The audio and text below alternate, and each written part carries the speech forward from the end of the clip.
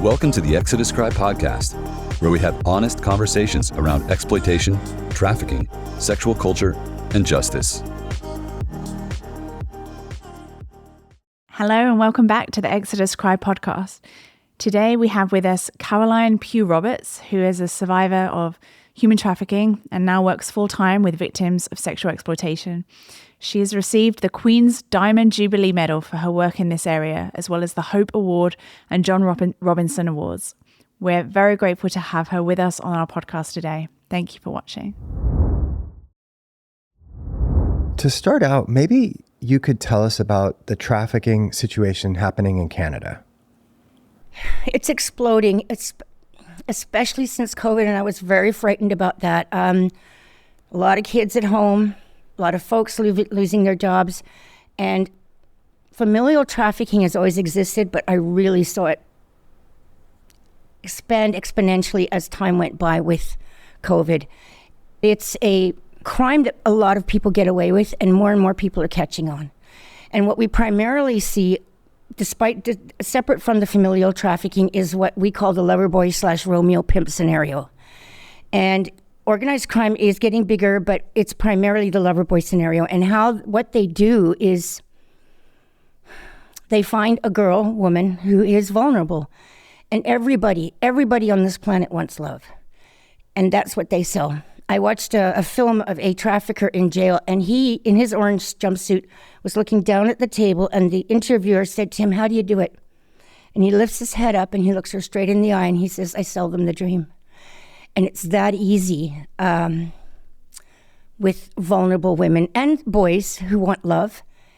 And they tell them, I get you, no one else does. I love you, no one else does. And we call it the love bombarding.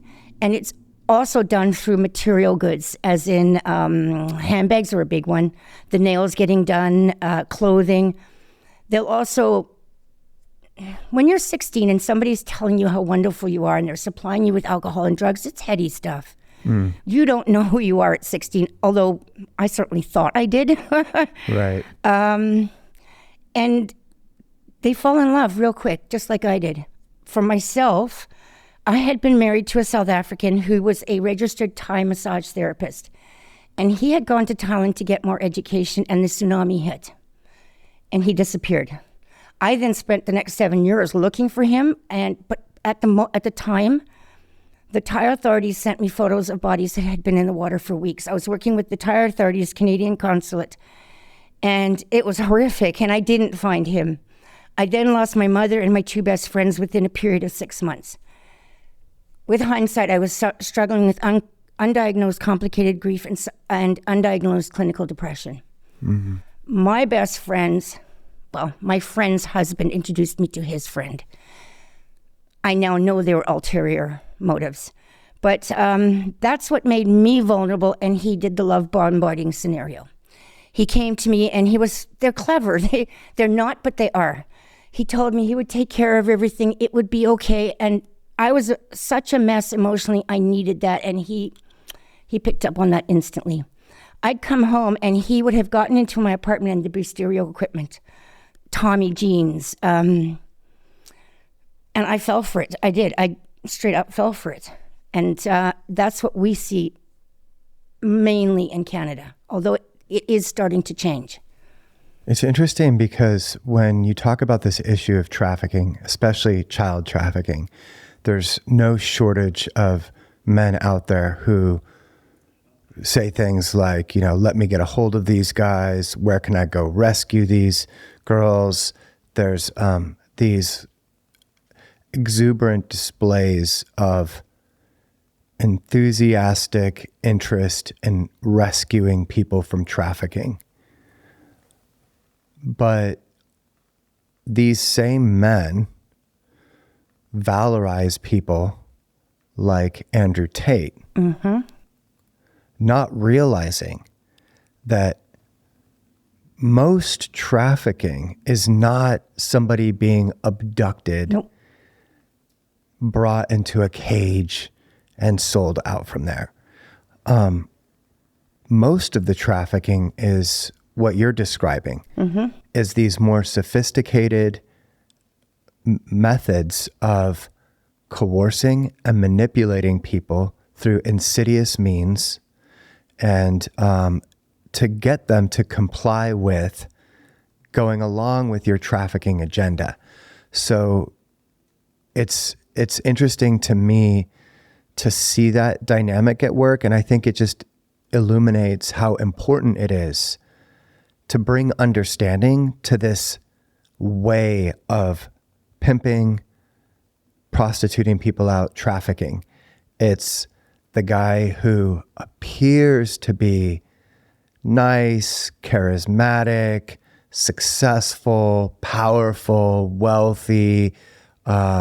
He appears to be the envy of men, the apogee of the male existence. Good word.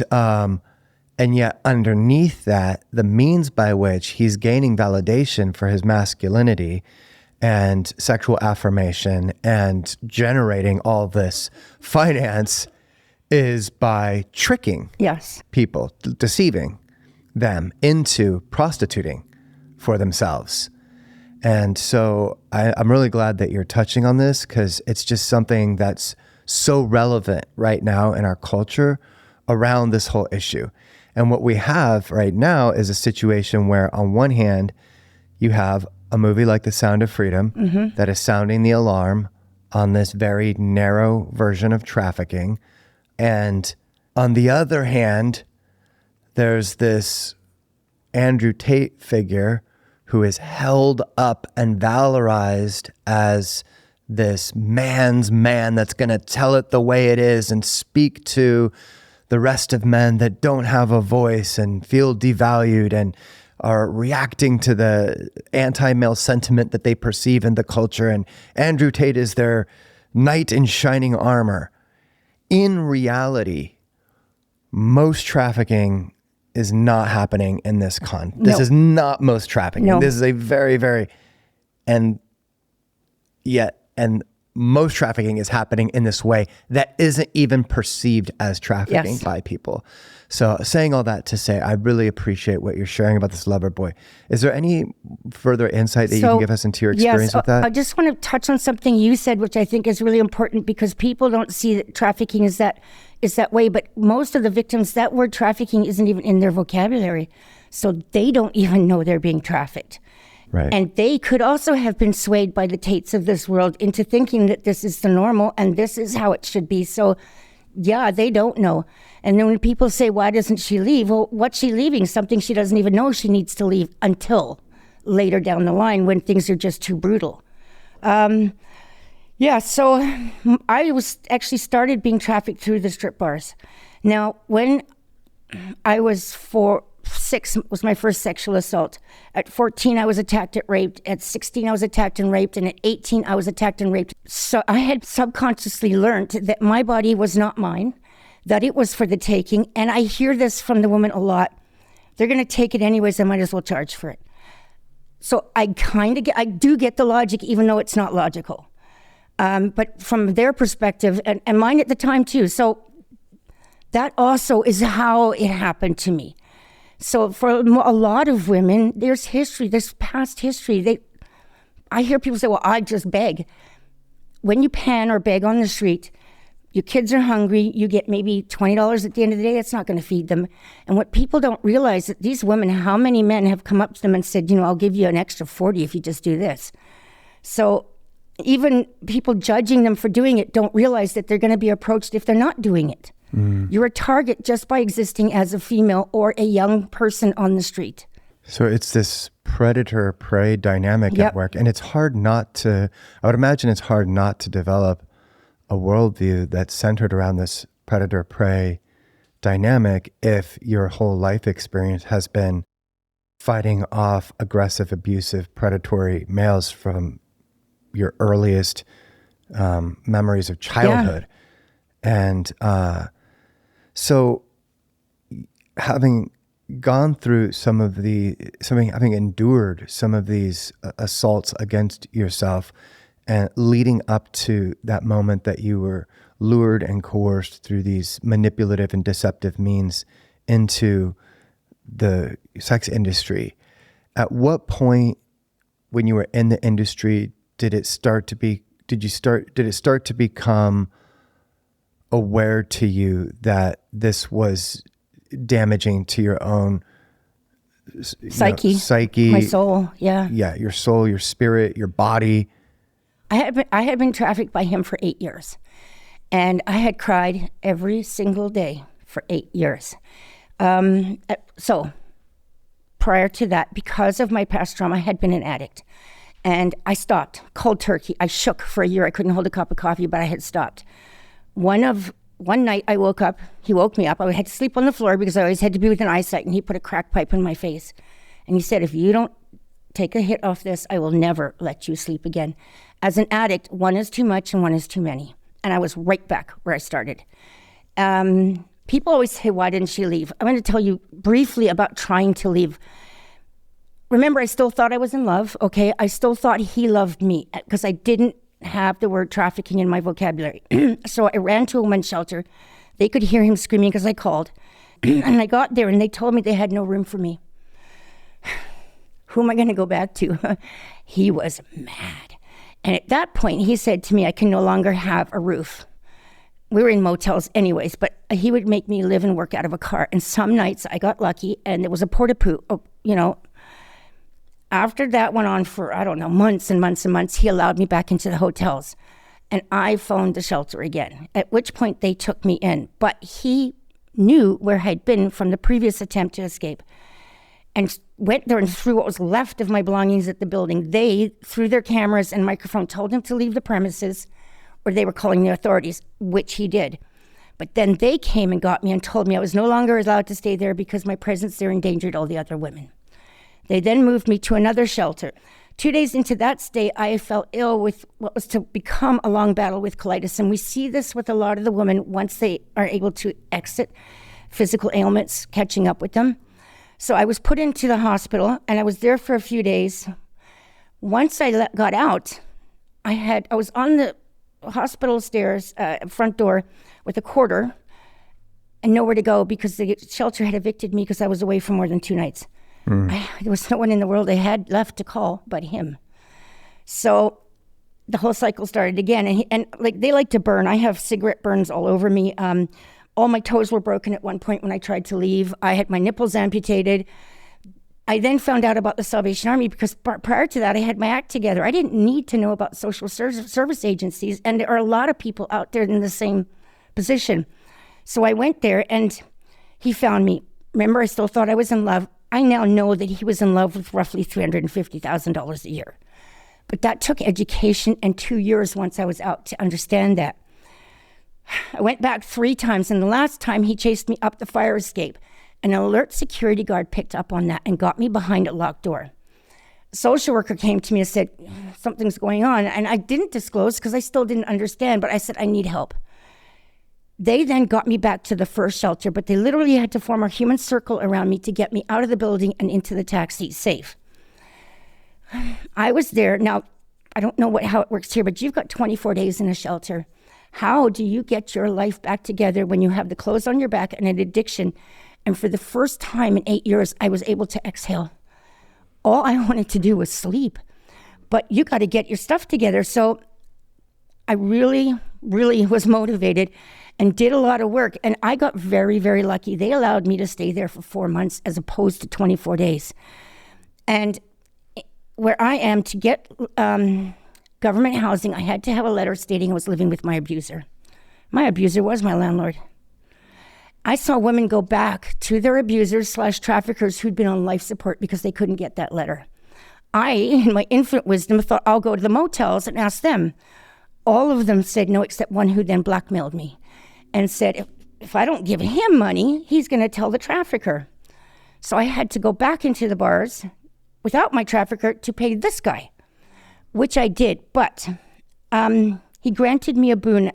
Don't know if he took sympathy, but he gave me a handwritten letter. I then got housing. The day they gave me my keys, I wept with such gratitude that the woman had to come from behind the desk to hold me up physically. Mm-hmm. When I walked in, I didn't have a fork, I didn't have a spoon, I didn't have a pillow, I didn't have a blanket, I just slept on the floor. But you know what? I had keys that were mine. 2 months into that stay, I found a bag on my balcony that I'd never seen before. I opened it up, and inside it were rubber gloves, duct tape, and a gun. Now, he was heavily associated with organized crime, but it was the lover boy scenario, but he was associated.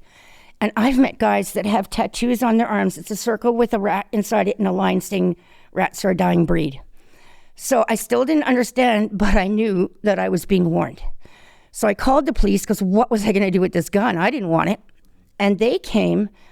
They weren't the least bit perturbed. They said, "Oh, we find men with these kits all the time. It's a rape kit or a home invasion kit." This is women's reality. Every day, walking around the street, because you don't have to be anybody. No, not for guys to have these kits and come at you. So, of course, I phoned housing, and I did not disclose at the time to the police. I said, "I don't know where it came from." I said, "You got to get me out of here. You got to get me out of here," which took another, I think it was 6 months.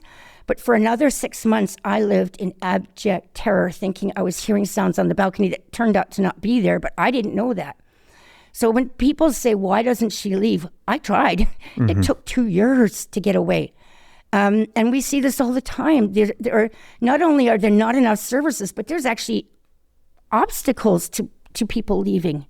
And I think it's probably even harder for men, because society shames them even more, because it is men buying men. It's not what right. People think, "Oh, women do it too." That's rare. It's rare. Yeah, it's interesting to hear kind of the bigger picture of your story, because there's such a clear progression of a downward spiral. And, I think for the vast majority of people who wind up in the sex industry for one reason or another, it started with childhood sexual yep. abuse. I don't think I've met anyone who has been trafficked that it didn't start there.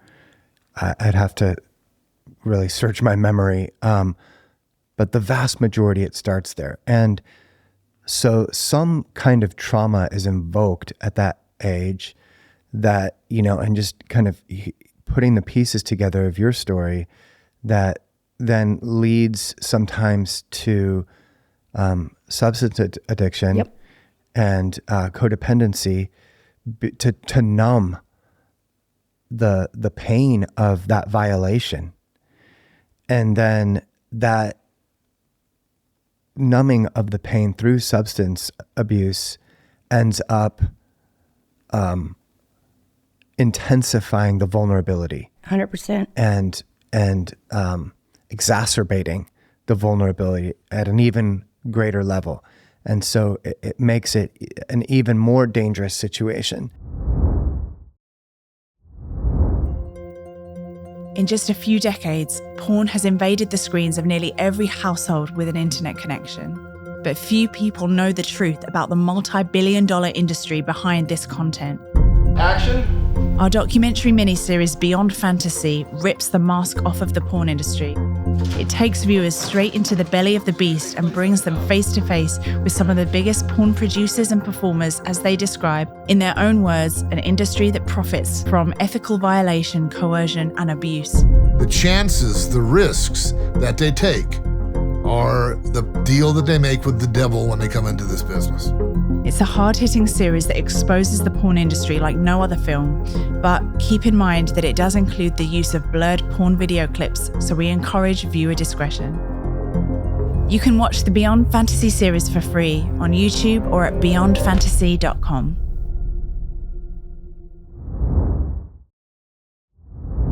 It's interesting that we live in this culture in which people who have been abused, people who have a drug addiction and people who have gone into the sex industry for some reason are considered throwaways. Mm-hmm. And we see this manifest in different ways in different cultures. For some cultures, if you were abducted, I remember being in Moldova, they told us stories of girls who had been taken from their village sold into prostitution. I mean, trafficked in the most overt, black and white, egregious sense. And when they were rescued and brought back to their village, were totally ostracized and shamed because of no fault of their own, but what had happened to them. So there's some deeper psychology that we struggle with as humans when it comes to these issues of treating people like damaged goods instead of treating people like priceless, valuable human beings worthy of compassion and empathy and needing to be fought for. It's interesting that you say that because I talk a lot about how certain cultures place the honor of a village inside a woman's vagina. And when people from that village rape her, they ostracize her. She's shunned, she's sent away and never allowed to be there. I don't understand the concept. I literally can't grasp it. I can't. So to me, that's the same sort of thing. It really is, because how can the honor of a village depend on that woman? Yeah.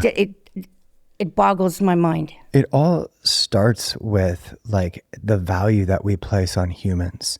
And you have cultures that have a very low value for human life. So they become like very hierarchical and also like very, class driven societies. So if you are in this category, you're valuable, but if you're here, your life is worthless, that kind of thing. And so it feels like a big part of like the work that needs to be done is the work putting the emphasis on the value, the intrinsic value of human life, to elevate that so that we can see collectively as a human family that if anyone suffers, no matter how high or low they are in the social rung of society, that it's an infraction against and a violation of all of us. Of humanity. Yeah. And so I think for me, like that's something that really stands out, like hearing you share some of your story, is the internalized feelings of a lack of self-worth that kept driving you down this path. I have to wonder, though, when you talk about the value of humans, I think it's more so the less value of women on this planet. Because, I mean, there's infanticide generally tends to be on girls. Girls are not wanted and they're seen as a burden. And they are sold even in dowries in some countries. He has to give lobola or cows and things for women. They are sold even in marriage. So, and you don't see that happening to men. Well, it's rare again, okay? And it's on the woman that the shame of the family, the honor of the family rests. So when you think about it, it's really, it feels like such an assault against the very foundational aspects of our existence. So I at one time spent a lot of time thinking about this idea of how we all have come into this world completely dependent on a woman. Mm-hmm. And I thought about that when I was really confronting a lot of the deeper sexist attitudes that seem homogenous throughout the world, and just trying to find some kind of reference point for a lot of these men that were very overtly misogynist. Mm-hmm. The Tates. And yeah, like, okay, at the very least, let's acknowledge that you came into this world completely dependent on a woman. I'm so glad you said that. So the idea being that women are the womb of all humanity, and yet are uniquely under assault, and it's such a violation of beauty, and you know, when you look out at like all the different things that we're talking about trafficking, but there's female genital mutilation. You mentioned infanticide. Yeah. So just, I would say in every society around the world, there's a higher value placed on boys and men than there is on women. I co-facilitated the Sex Buyers Accountability Program for over a decade now. And at the end, without fail, I've had at least one guy come up to me often. There's tears saying, I'm sorry, I didn't know. To what you just said, I will say to them, I get that we don't know what we don't know. And I get that when we know better, we do better. But what I don't get is why you didn't know. Women, as you just said, are at least 50% of this planet. And we gave birth to 100% of it. Why didn't you know? But again, to that end, we start the day with videos on how men are socialized to be the alpha male. No male is born hating women. No one is. When you walk out the front door, there's all these images of women, and they're expected, if they put the cologne on, they get the girl. All of that stuff. So everything is geared towards her getting her. And when we look at porn now, I think 88% of it now has got extreme violence, and our male youth are getting their sex education there. They weren't born thinking like that. They're getting their sex education there. And then so they're being taught that that's what love looks like, because they think sex can be love. And the girls are being taught to expect to be hurt, because that's what love is, from the pornography. Right. I think 75% of all porn is now watched on a phone. 95% of all youth have one.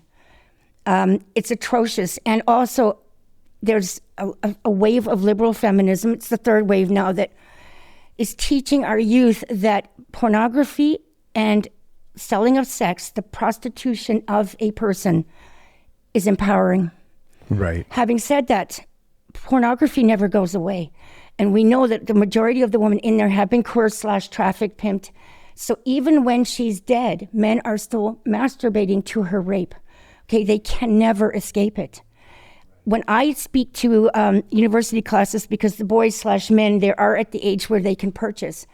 And I will say to them, and I'll say to the guys, hey, how many of you think prostitution and porn is okay and it's empowering? They all raise their hands. And I have a pregnant pause, and I go, how many of you men will marry one? And I'm saying to the girls, look, not a hand goes up. It's an agenda. I call it the patriarchal agenda, okay? And having said that, they are socialized that way, okay? But it makes changing laws very difficult, because a lot of the people with the authority and the ability to do significant change legally and at the law level are purchasers. And we see this all the time. And it's a tough battle. It's a very tough battle. Yeah, it's to the larger point that we're talking about. If you look at pornography as an example of a completely unregulated industry run amok with a group of predominantly men who have little to no accountability, where does that go? And when you look at pornography, it appears to be an embodiment of this larger misogynistic, women-hating worldview.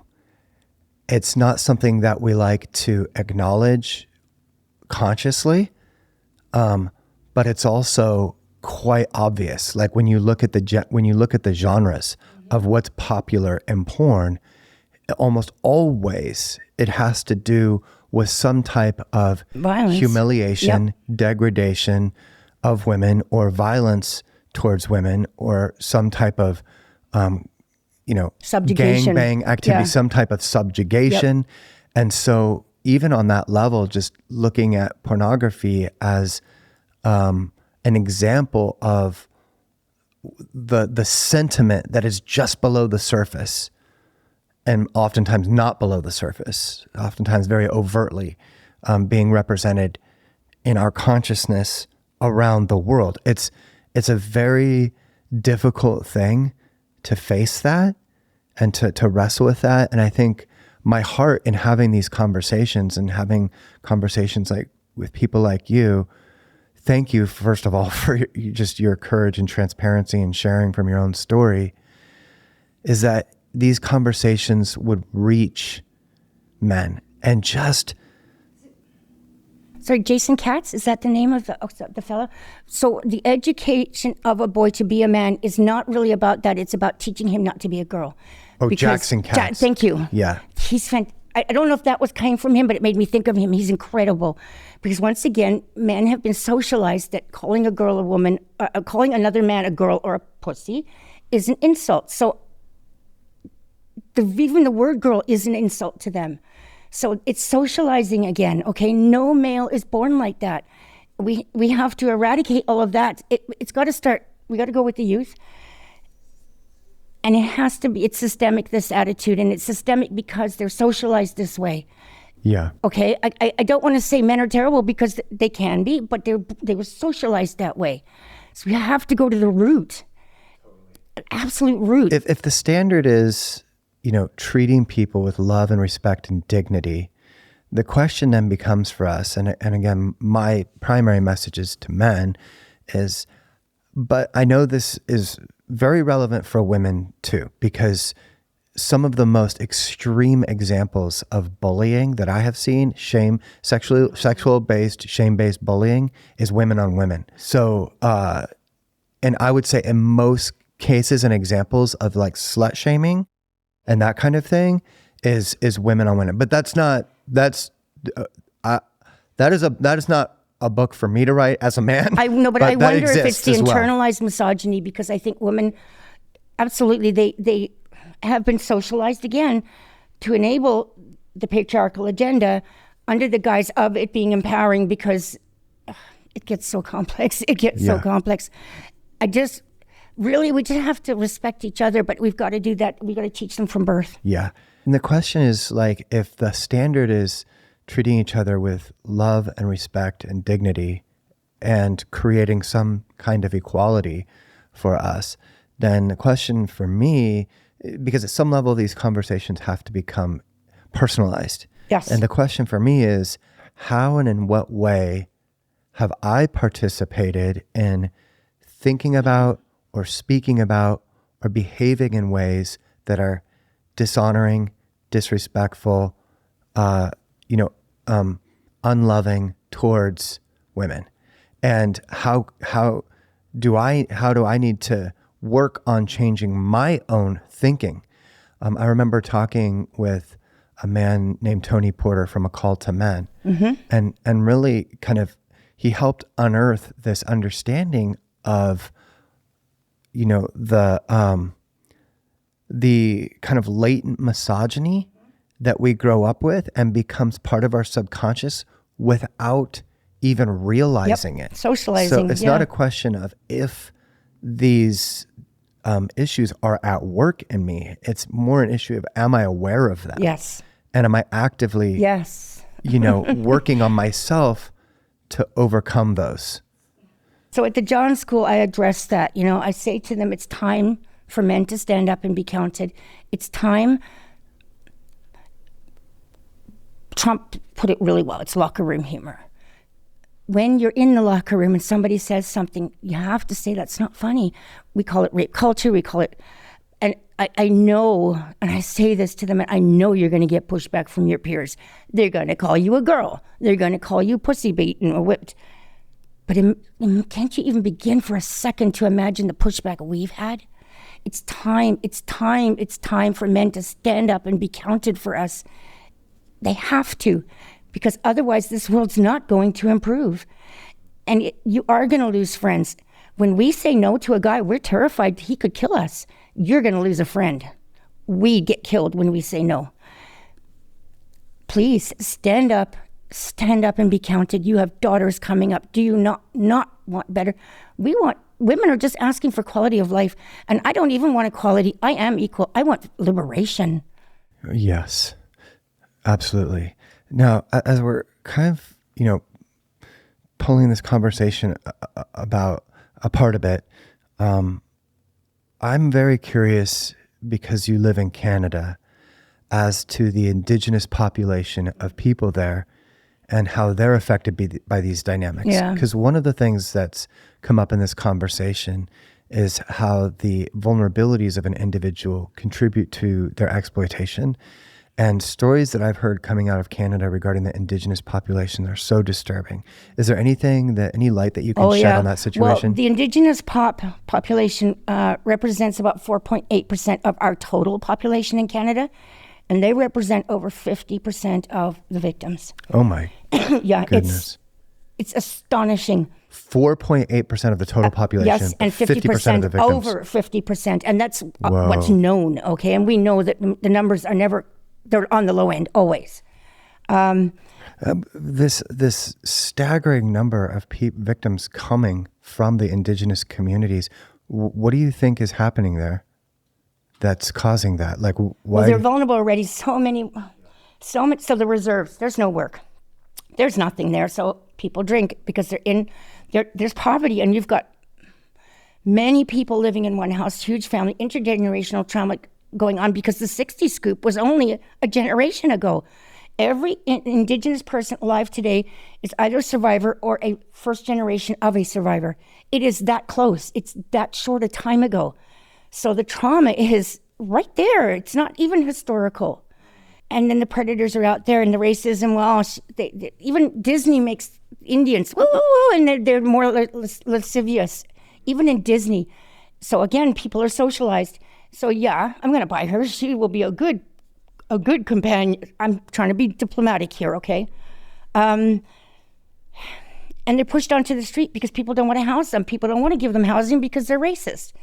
It's systemic still. So the homelessness is also part of it. Are traffickers consciously absolutely and strategically preying on that demographic? Absolutely. I see them at the shelters. So I work exclusively full-time with human trafficking victims, those who have been, are being, or at high risk of.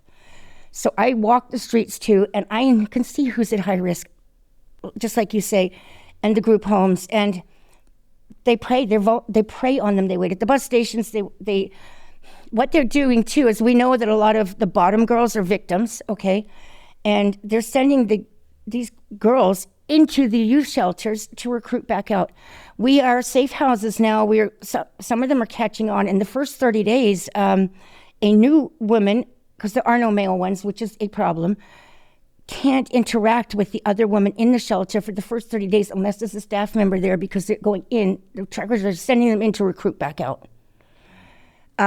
We see that in the youth shelters. We see that in any shelter, even the domestic violence shelters. They're sending women in to recruit back out because that's where the vulnerable women are. They're ripe for the picking, so to speak. What do you think is the answer to some of these? Men have to stop buying sex. Sorry. Yeah. And then people across the board need equal opportunity to education, because a male who traffics wasn't born like that. He may have grown up in an environment where there is no educational opportunities and no employment opportunities. Daddy was a trafficker, mommy was a trafficker. That's all they've ever known. It's the reason, it's not an excuse, okay? But we have to look at everything as to why it happened. And that's what happens with them. That's why men buy sex, and that's why women are sold for sex. We got to go to the root of all of it. It's, it's interesting as we pull these conversations apart and unpack some of the different layers to this issue of trafficking, because the answer always comes back to the same simple point, which is men have to stop participating in the purchasing of other humans for sex. It's really, at a very foundational level, what creates the environment for everything else, and all the exploitation and all the destruction of human life that comes with it. And this is a very archetypal good versus evil issue that we're talking about. Yeah, it's very archetypal in the sense that this massive predator system of destruction and injustice and exploitation is fueled by this one very simple thing. So it's a desire. It's not a need either. Right. Sex is not a human right. Food, water, air, safety, and freedom are. Okay, you cannot die without sex. You can die without those others. So it is not a human right. Right. In Germany, of the 400,000 known people in the sex trade, 88% of them are trafficking victims. So legalization is not the answer. The only answer is, as you just said. Yeah, men stop buying sex. I think it's a good place to wrap our conversation. And, you know, as a man, I feel so personally responsible to be a part of these conversations and to challenge us men to do better, to practice self-control, to work on ourselves, to grow and develop a healthy sexuality and a healthy view of women. And I don't say that as somebody who has arrived and now I'm preaching down to everybody else. I say it fully aware that of my own capacity for these things. Beautiful. And so, beautiful. Thank you. Yeah, it's just, I think the invitation for us as men is to stand in solidarity with our female sisters who are struggling right now with the world that we live in. And so thank you. No, thank you. And thank you. Thank you, everybody. Actually, thank you. Yeah, I really appreciate the work you're doing and just want to honor you. So thank you again for coming. You can check out all our podcast episodes, articles, and films at exoduscry.com and join the daily conversation by following Exodus Cry on all major social platforms.